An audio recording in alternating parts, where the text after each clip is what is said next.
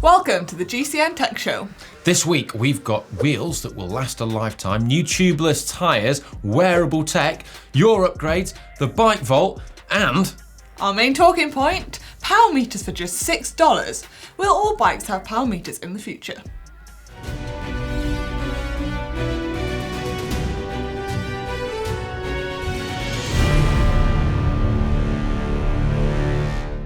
First, a quick update on our search for the next GCN Tech presenter. Now, I've had some absolutely brilliant submissions so far, but if you've not done your submission video yet and you'd like to apply, then there is still time. You can also view all the current submissions on the app too, and you can like and comment on them. Pretty exciting, as one of them is likely to be the new tech presenter. Yeah, and it's great that you guys, we want your say, so vote and comment on the ones that you like the best. Time now for our main talking point. Now, you can't buy much for $6 these days. Well, you get 14 Mars bars. Right, okay. Well, Danish tech firm claims it can provide bike manufacturers all the tech it needs to make a power meter for $6. A power meter for $6? Yep. The Danish company SFX Gauge app says it wants to help bike manufacturers create a more affordable bike power meter by offering all the know-how technology and design it has developed. Yeah, and the company has stated that it would like to make this mature technology, as it calls it, available to manufacturers so that they can make affordable power meters on all bikes. Yeah, it's a pretty crazy statement to make. And interestingly, Sensitivus was set up with the intention of building an optical sensor-based power meter. I don't know what that is, but I thought it sounded cool when I looked at it on the website. But then they said that they switched to building a traditional strain gauge-based unit because the technology for optical sensors isn't far enough along yet. The plan isn't to sell these really cheap power meters to the public, but to manufacturers of chain sets and cranks for them to fit to them. So you can expect some markups. Yeah, but the markup shouldn't be like too much though, because the CEO of the company, Rolf Ostergaard, has said that his mission is to democratize power and make it available to far more people. So the question is, would you buy a power meter for $50? Well, quick maths. That equates to like 140 Mars bars. Right. So would you rather? Mars bars. I think we should have a poll in the app, man, on. Not Mars bars then. I think the question is, you know, some of you have power meters already, some of you don't. But those of you that don't, would you buy a power meter if they were available for less than $50? Because if the answer is yes, then I guess we're moving towards the future where all bikes are fitted with power meters, even entry-level bikes at, say, €500. Yes! Now, as a data nerd, I love this, right? Because power meters allow you to quantify your training and structure it in a way that we weren't able to do in the past. You can see if you're actually improving. And they also allow you to relate to the exploits of the world's best riders. You can ride up a climb and then relate to and compare your effort to someone in the Tour de France. And then it allows you to appreciate how good they are on a whole nother level. Yeah, but for the rest of us, are we just better off going outside and enjoying the wind in our hair and the freedom? The main reason why we started cycling in the first place. I guess you kind of got a point. And there's the risk of every single rider you know turning into a data bore like you. But I don't know what you mean, Manon. What's the data bore? We all know them. The rider that goes on and on about their FTP and their power, what power they did on the climb, what power they're doing on the front of the ride. And then when we get to the cafe, just more FTP, what their current FTP is, what my FTP is, just FTP, power everything. So what you're saying then is that if everyone has power meters, it's going to ruin cafe stops? Yeah. I mean, it could, but I don't think it will. I mean, oh, by the way, what's your FTP at the moment? See what I mean? Anyway, let us know in the comments section below, because it is highly likely that most road bikes will be fitted with a power meter in the future. But is it a future you want to be part of? Yeah, also don't forget to vote in the poll in the app. I mean, like 140 Mars bars or a power meter. Now it's time for some hot tech. Starting with Whoop. Now Whoop has updated its software and introduced a journal feature. Whoop, if you're unfamiliar, is a wearable fitness tracking device that monitors your recovery. I've got one on here. I actually used one when I was doing the hour record. First time you've mentioned it in the show. Nearly halfway through the show and you've only mentioned it once. Well, anyway, it tracks your recovery when you're training, right? And I found it really useful when I was training for that. And so I've continued to wear it since. But they've now updated it with this journal, which allows you to then log loads of other different things that can affect your recovery. So now you can do it with, you can put in like if you've had caffeine and how much caffeine you've had and when you've had it, because that can affect your sleep, right? Definitely. Now the update allows you to log more lifestyle behaviors than you could in the past. So there's loads of ones you can put in. Things like if you're on a menstrual cycle or if you're taking a new diet, like a keto diet or a vegan diet, how much alcohol and caffeine you consume and loads of other things. And as a scientist, I really like that you can log these things and then see how they impact your recovery and look at like longer term trends. I think it's cool. New tyres now, and Pirelli are in the final testing phase of the new P0 Velo tubeless tyre. Pirelli currently offers the Cintarato tubeless tyre, but this is more of an all-round tyre, and the P0 is more of a performance tyre. Yeah, and it's been developed in conjunction with the men's and women's Mitchelton Scott teams and also the Trek Segafredo Pro team, who've been sponsored by Pirelli and have been testing out the new tubeless tyre. Pirelli told us they are 90% of the way there with the tyre, but they have some little adjustments to make before the tyre is released. Now on to carbon wheels, and Bontrager are offering a lifetime warranty on their carbon wheel sets. Yeah, many people are put off by buying expensive carbon wheels because, well, they're expensive, and so they can be very pricey if you need to repair them or replace them. But Bontrager have a lot of faith in their carbon wheel sets, as they're offering a lifetime warranty on both wheel sets from road to mountain bike. And this is at no extra cost. Yeah, but it only applies to the original purchaser. We had a look at the small print. So if you buy a second-hand pair, it won't count. Still, right, it's good to know. And it's also one of the big advantages of disc brakes these days because you don't get that rim wear. Yeah. More hot tech next week. Cha-ching! It's time now for Screw Riding Upgrades by Upgrades, where you submit evidence. Can be pictures, videos, animations. Still not had any stop motion animation yet of the upgrades that you've made to your bikes or cycling lives. And this is all in a bid to win the ultimate prize, the GCN cap or casquette if you're French, or Hank. Casquettes. But before we get onto this week's entrance, last week's results, Manon, bring in the laptop.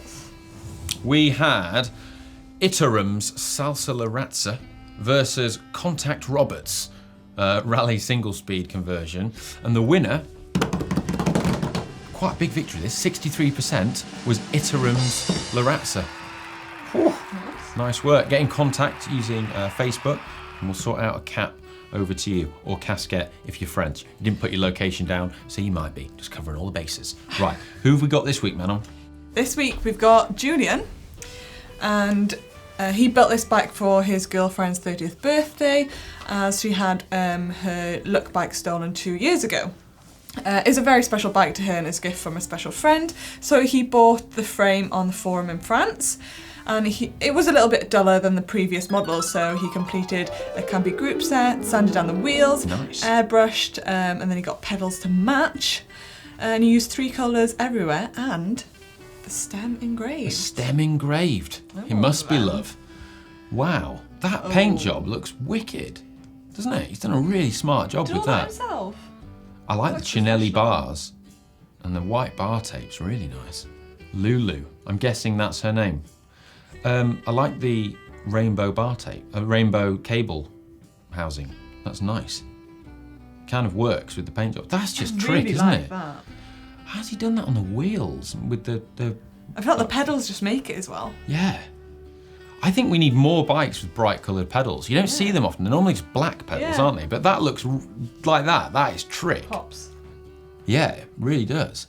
Well, that is That's really a good nice. upgrade. That is a good one. That is a particularly strong one.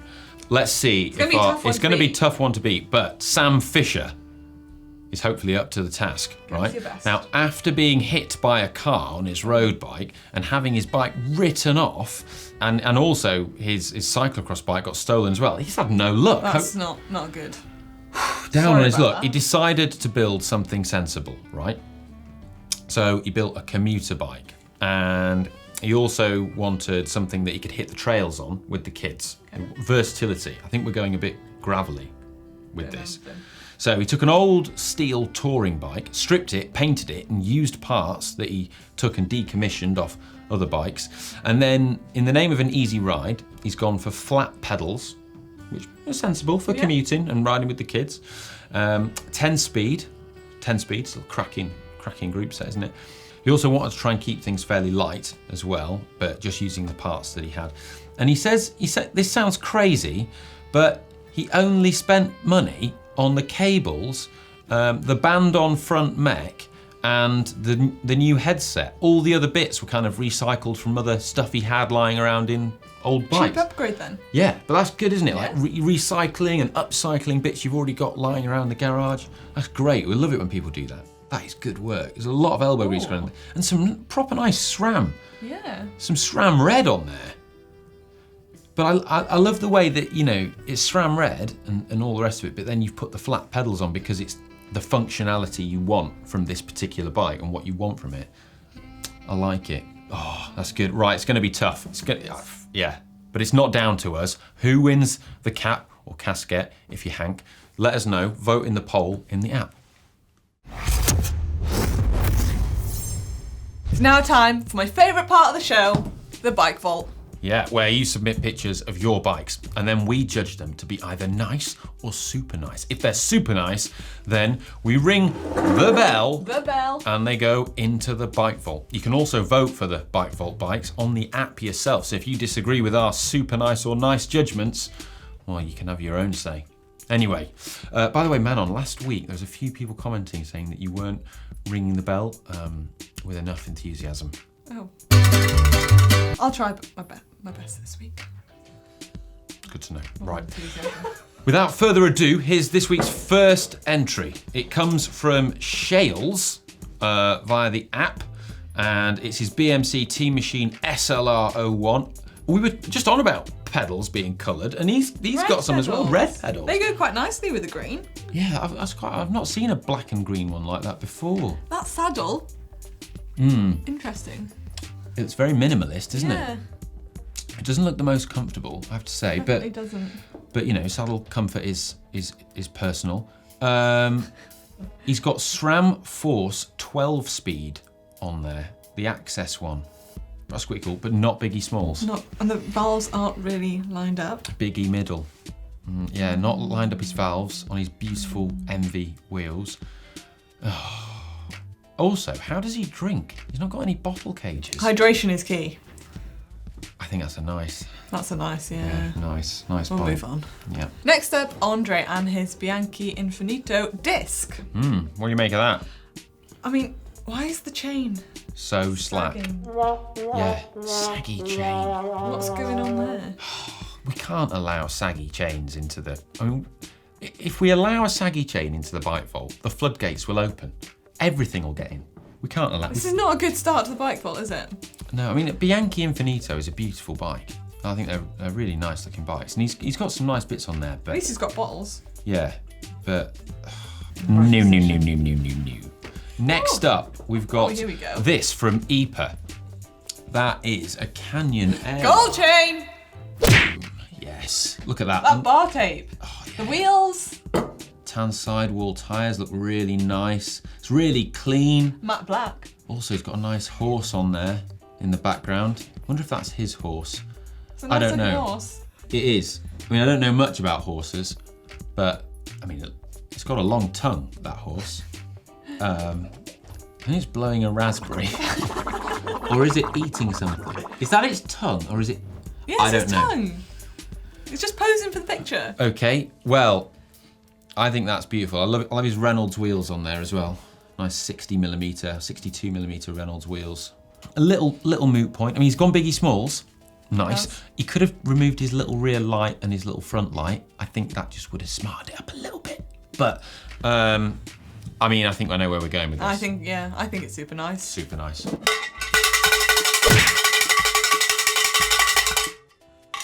Okay, right.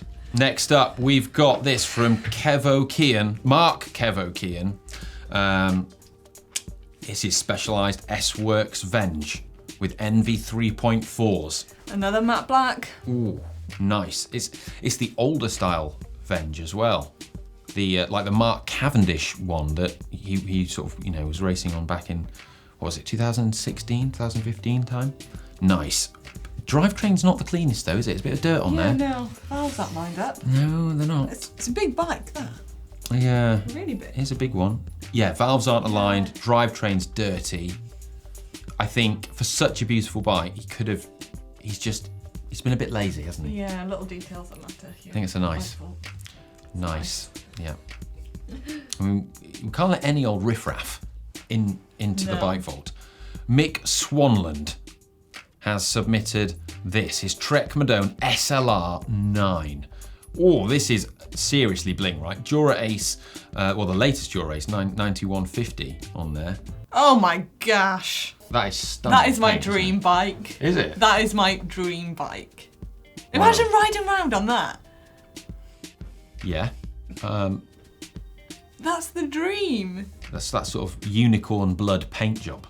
Do you like that? Yeah, I love that. Maybe that's not your style. But I don't know. I think it's pretty cool. I do like that sort of iridescent paint. I think it's pretty awesome. I've never seen one of them before. Have you not? How many of them are there? That is, in the whole it's wide very, world? it is very nice, isn't it? That is bling. Okay, I mean, It doesn't even matter about the valves. because you like the paint so much. Yeah. All right, super I'm nice. sorry. It's I agree. Someone's happy. more enthusiasm. Oh, we've got another amazing one. So this one is from, well, it's in Grand Canaria, and it's from Toro 7. What do you make of that? That's super nice too. You're pretty quick in there with the judgment. We've not had time. Yeah, I know, but just that paint. I mean, well, right. Biggie Smalls aligned the valves. It's the Sagan paint job on a brand new S-Works Venge. Again, like, That's just bling. I It's think bling bike. what we've established here this week, Manon, is that if someone submits a bike with glittery paint, you're gonna say it's a super nice. Yeah. I mean, okay, in this case, that is a super That is nice. super nice. But I just wanna, don't let that become a precedent. I can just tell by just glancing at it if it's a nice or a super nice. All right. I just know. Okay, right. Ring the bell then. More Bike Vault next week. Remember to submit yours and you can vote also in the app. Make sure there's glitter on them. That's it for this week. I hope you've enjoyed the show. And if you enjoy our content and would like to support the channel, then give us a follow and also give this video a like. And if you'd like to get some merch, the greatest merch available to humanity, well, head over to the GCN shop. Could buy 14 Mars bars though.